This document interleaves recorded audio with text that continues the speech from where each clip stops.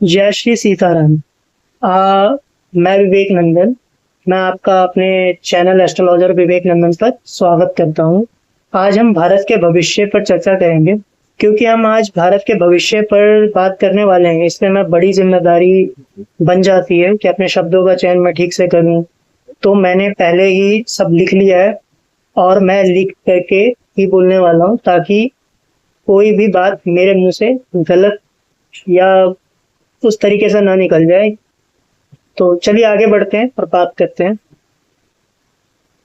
पहले हम थोड़ा नेपाल पे बात करेंगे, भारत और भारत की कुंडली पर बात करने के पहले, क्योंकि यहाँ से आपको थोड़ा आइडिया लगेगा कि किस तरीके से होने वाला है। तो नेपाल में क्या हुआ है, जो पूर्व पीएम थे शेर बहादुर देववा और उनकी पत्नी आरजू राणा को घर में घुस करके पीटा गया। फिर जो वहाँ के प्राइम मिनिस्टर थे केपी शर्मा ओली, उनका इस्तीफा हो गया। संसद भवन, राष्ट्रपति भवन, पीएम निवास, जो वहाँ के गृह मंत्री का जो निवास हुआ, केंद्रीय प्रशासनिक जो इमारतें हुई, ये इन सबको पहले तो घेर लिया गया और कुछ तोड़फोड़ हुआ, आगजनी हुई, और जो सर्वोच्च न्यायालय हुआ उसको भी वहां पे घेर लिया गया है। बैंकों में लूटपाट हुई है। अब इसके कुछ कारण थे। ये क्यों हुआ? ये इसलिए नहीं हुआ कि वहां के यंगस्टर्स को गुस्सा आ गया और उन्होंने ऐसा कर दिया। इसके पीछे भ्रष्टाचार है और 3 घोटाले। अब इसके बिल्कुल डीप में नहीं जाएंगे कि घोटाला हुआ कैसे, क्या हुआ, क्या नहीं हुआ। वहां पर मुद्दे की चीज तो हमें बात करनी पड़ेगी। घोटाले हुए, एक हुआ गिरी बंधु भूमि स्वैप घोटाला, दूसरा हुआ ओरिएंटल कॉर्पोरेट घोटाला, तीसरा हुआ कॉर्पोरेटिव घोटाला। अब वहां के लोगों की डिमांड क्या है? इसके बाद नाराज है लोग चाहते हैं कि राजशाही वापस आ जाए। एक जो इसमें एक और जो पॉइंट है कि भाई भारत से आपने दूरी कर ली और चीन के आप करीब चले गए, उसकी वजह से भी लोग थोड़े परेशान हैं। अब भारत की कुंडली पे आते हैं। भारत की जो कुंडली है, 15 अगस्त 1947 में रात के 12 बजे भारत आजाद हुआ। इसी समय से हम अपना इंडिपेंडेंस डे भी मनाते हैं। तो इसी कुंडली के आधार पे 11 सितंबर 2025 को मंगल की महादशा शुरू होती है 7 वर्ष के लिए। तो मंगल की महादशा पे जाने के पहले हम बात करेंगे चंद्रमा की महादशा के ऊपर। तो हमारे देश की जो कुंडली है वो वृषभ लगन की है। वृषभ लगन में चंद्रमा जो है तीसरे घर में बैठा है, अपने ही घर में बैठा है, पुष नक्षत्र में बैठा हुआ है। तब इसके क्या क्या हमने पिछले 10 साल में देखे, हम वो देखेंगे। जैसे फाइनेंशियली इंडिया के ऊपर बर्डन चंद्रमा की महादशा में बहुत ज्यादा बढ़ा है। फिर शुरुआत जब हुई थी, तो शुरुआत में जो हमारी भारत सरकार थी, उनकी कोशिश थी कि सभी पड़ोसी देशों के साथ संबंध अच्छे हों, जैसे चीन, नेपाल, बांग्लादेश और पाकिस्तान। कोशिश भारत सरकार ने की। म्यांमार के साथ भी नॉर्थ ईस्ट को लेकर के बहुत सारी चीजें चलती रही हैं, तो उधर भी कोशिशें जारी रहती हैं। लेकिन हुआ क्या, धीरे धीरे पकड़ खत्म होती चली गई और जो पड़ोसी जो थे वो हमारे ही देश को नुकसान करने लग गए। उसके हमने रिपरकशन देखे हैं। पाकिस्तान का पुलवामा अटैक हो, पहलगाम अटैक हो, और भी सर्टेन चीजें होती रहती हैं, तो वो भी हुई हैं। नेपाल का भी हमने देखा कि नेपाल किस तरीके से भारत से दूर जाता रहा।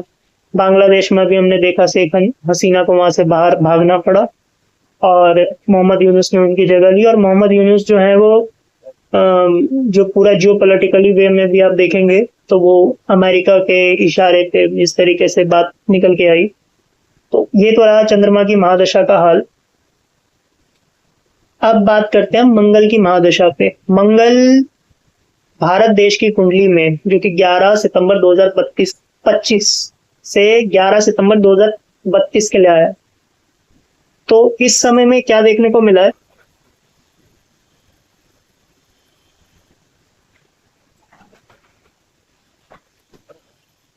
इस समय में हमें देखने को क्या मिलेगा? मंगल मारक है और मंगल जो है वो जाकर के मिथुन राशि 2nd हाउस में है, धन भाव में जाकर के, भारत के धन भाव वाली कुंडली में जाकर के बैठ गया है। अब वो मालिक किस घर का है? वो 7वें और 12वें घर का मालिक है। ये दोनों घर ही मारक कहलाते हैं। और मंगल बैठा भी शत्रु भाव में ही है। मारक प्लैनेट शत्रु भाव में जाके बैठ गया, धन भाव में बैठा है। धन से तकलीफ, जो सरकार चलाएगी उसको भी तकलीफ, और जो देश की जनता है उनको भी तकलीफ, यानी बेरोजगारी बढ़ेगी, फाइनेंशियल इंस्टेबिलिटी भारत सरकार को भी देखने को मिलेगी और भारत के लोगों को भी देखने को मिलेगी। बेरोजगारी का आलम तो पीछे से ही जैसा है वैसा ही आगे भी चलेगा। हाँ, क्योंकि मंगल राहु के नक्षत्र में है। राहु जो होता है वो मीडिया, कम्युनिकेशन और एआई, तो यहाँ पे आपको सर्टेन चेंजेस देखने को मिलेंगे। मंगल रिप्रेजेंट करता है सैन्य बल को, तो पुलिस, पैरामिलिट्री, मिलिट्री, इसमें आपको सर्टेन चेंजेस देखने को मिलेंगे। हो सकता है लॉज में चेंजेस आए, रूलिंग में भी इन लोगों का जो दबदबा है वो बढ़ेगा। मंगल क्योंकि मारक है तो मंगल वैसे भी एग्रेशन देता है, लेकिन यहाँ पे एग्रेशन नेगेटिव होगा, चाहे वो रूलिंग पार्टी का हो, चाहे ऑपोजिशन पार्टी का हो, चाहे जनता के लेवल पे हो। बहुत सारी चीजें देखने को मिलेंगी, प्रोटेस्ट देखने को मिलेगा। फिर पॉलिटिकल इंस्टेबिलिटी देखने को मिलेगी। फिर जो हमारे पड़ोसी देश हैं, जो पॉलिटिकल वे में अमेरिका की कंडीशन आप देख ही रहे हैं कि ट्रेड वॉर में इंडिया फंसता जा रहा है। ये ट्रेड वॉर, इसमें डिसेप्शन भी आएगा, यानी धोखा, क्योंकि राहु के नक्षत्र में मंगल बैठा है, मंगल एनिमी हाउस में भी है, तो डिसेप्शन भी आएगा, धोखा भी आएगा। तो हमें जो हमारी फॉरेन रिलेशंस हैं, ट्रीटीज हैं, या बिजनेस आप कह लीजिए, जो market export import and all, उसमें भारत को खूब के कदम रखने होंगे। भारत की कुंडली के साथ एक ही चीज बहुत अच्छा है, हालांकि कॉन्ट्रडिक्शन और कॉन्फ्लिक्ट्स भी है, कि भारत की कुंडली का जो मालिक है वो अपने से थर्ड हाउस बैठा है। तो भारत उभर के तो आएगा, निखर के आएगा, लेकिन भारत सरकार हो, चाहे अपोजिशन पार्टी हो, चाहे देश की जनता हो, सबको झेलना पड़ेगा।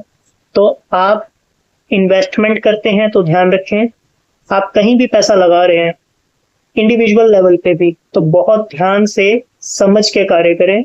किसी भी चीज में जल्दबाजी ना करें, बहुत समझ के आपको काम करने की जरूरत पड़ेगी। इसके अलावा लैंड पे, क्योंकि मंगल लैंड का भी मालिक है, तो आप पाएंगे कि कंस्ट्रक्शन में, फिर जो लैंड डील्स होती हैं उसमें आपको रेट मतलब बहुत ही अलग तरीके से बढ़ते हुए आपको दिखेंगे। कुल मिलाकर के लैंड में माइनिंग भी आता है, तो आपको माइनिंग में भी बहुत सारी नई चीजें डिस्कवर होते हुए नजर आ सकती हैं, और न्यूज में आए भी हैं, ऐसी बात नहीं है कि पीछे से नहीं आए, क्योंकि कभी भी कोई महादशा चेंज होती है ना, तो उसमें एक संधि काल का पीरियड होता है। तो मंगल महादशा भले 11 सितंबर को लगाओ, लेकिन इफेक्ट उसका पहले से नजर आने लगता है। तो आपको माइनिंग की चर्चाएं सुनने को मिल गई होंगी। फिर हमने क्या कहते हैं, लैंड रिलेटेड चीजें भी देखने को मिली, अभी जैसे फ्लड हो गया, अर्थक्वेक का केस हो गया, कुल मिला के जमीन ही प्रभावित हो रही है, तो वो अपना प्रभाव पहले से ही दिखाना शुरू कर देता है। तो नेगेटिव एग्रेशन से बचने की जरूरत है, जितना ज्यादा हो सके अपने दिमाग को शांत रखें, ठीक है, और अपने बिहेवियर को शांत रखें। फिर अगर आप वीडियो बनाते हैं, पॉडकास्ट बनाते हैं, तो एग्रेशन ना दिखाएं, शांत रह करके वीडियो बनाने की ज्यादा कोशिश करें, ठीक है। इस समय में नेगेटिव एटीट्यूड आपको मुसीबतों में डाल सकता है। तो अगर इसी वजह से मैं जो ये बोल भी रहा हूँ, इसलिए मैंने पहले लिखा है, फिर मैं बोल रहा हूँ कि कहीं पे कोई शब्द ट्विस्ट ना हो जाए, कोई शब्द एग्रेसिव शब्द मुंह से बाहर ना आ जाए। हालांकि इंटेंशन तो नहीं है, क्योंकि हम भारत देश के वासी हैं, तो हम तो चाहेंगे कि हमारा देश तरक्की करे। इंडिविजुअल लेवल पे हम अपने लिए भी चाहेंगे कि हम भी तरक्की करें, हमारे आसपास के सभी लोग तरक्की करें। लेकिन जो मंगल की महादशा दिखा रही है, वो मैंने आपको अपने इस वीडियो में बताने की कोशिश की है। और भी अगर कोई की पॉइंट छूट गया होगा तो मैं देख लेता हूँ। हाँ, इस टाइम में जो मुझे क्या कहते हैं, गवर्नमेंट तो अभी बीजेपी की ही रहेगी, लेकिन लीडरशिप में चेंजेस दिखेंगे। तो जो नए पीएम आएंगे हमारे नरेंद्र मोदी जी के बाद, वो एक्शन टेकिंग भी होंगे, उनके बातों में भी ज्यादा आपको फ्यूरियसनेस नजर आएगी। तो जो भी आएंगे वो मंगल प्रभावित व्यक्ति होंगे, कमांड उनकी बनेगी। और क्योंकि मंगल रिप्रेजेंट करता है, जैसा मैंने कहा, सेना और सैन्य बल को, तो सेना, सैन्य बल और पुलिस, इनके लॉज में चेंजेस हो सकते हैं, इन्हें ज्यादा पावर मिल सकती है, इनका कंट्रोल ज्यादा हो जाएगा देश में। हो सकता है आगे चल के कोई लॉ इस तरीके का आए, फिलहाल तो ऐसी कोई चर्चा है नहीं। तो आप अपना ध्यान रखिए और अपने आसपास का ध्यान रखिए, शांत रहने की कोशिश कीजिए, और जो मंगल की जो पॉजिटिव पावर होती है उसका इस्तेमाल कीजिए अपने एक्शन में। एक्शन मतलब पॉजिटिव साइड में, और पॉजिटिव थिंकिंग और पॉजिटिव एक्शन लाइफ को इजी कर देता है। ठीक है, हमारा देश उभर के निकलेगा, बेहतर बन के निकलेगा। इसी मंगल की महादशा में एंड में जब 2031-32 का टाइम पीरियड आएगा, हाँ, स्पेशली इसमें दो बात मैं कहना चाहूंगा। एक, मंगल में जब सूर्य की अंतर्दशा आएगी, रूलिंग पार्टी जो भारत सरकार होगी, वहां पे पार्टी चेंज होगा। 4 अक्टूबर 2031 से लेके 11 फरवरी 2032 का टाइम पीरियड है। मेरे अकॉर्डिंग इस टाइम में रूलिंग पार्टी में चेंज आएगा, बीजेपी की गवर्नमेंट हट जाएगी और देश की जनता ही रूलिंग पार्टी चेंज करेगी।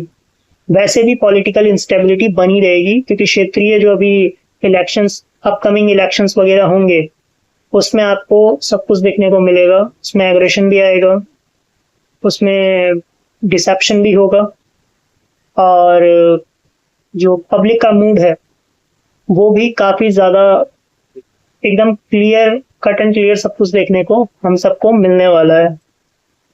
कुल मिला के फाइनेंशियल डिसीजन जो है, भारत सरकार हो या इंडिविजुअल लेवल पे आप हो, या आप कंपनी के मालिक हो, या आप कोई कंपनी शुरू करने वाले हो, किसी भी लेवल पे आप हो, फाइनेंशियल डिसीजन को लेने से पहले आपको 4 बार सोच लेना चाहिए। अगर आप 1000 रुपए भी खर्च कर रहे हैं तो आप पहले सोचिए कि आपका जो खर्च है वो आपके लिए कितना कामयाब होगा।